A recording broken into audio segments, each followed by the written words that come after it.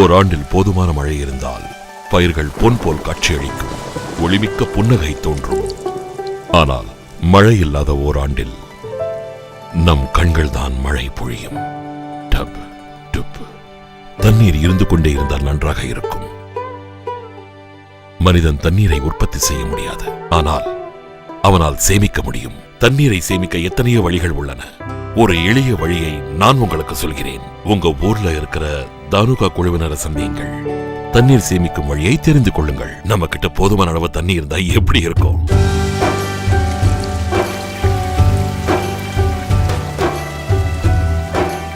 இந்த சந்தோஷத்தை உங்க வாழ்க்கையில கொண்டு வந்தது தானுகாவின் விவசாயத்திற்கான தொழில்நுட்பங்கள். ஒவ்வொரு விவசாயியின் மகிழ்ச்சிக்காகவும்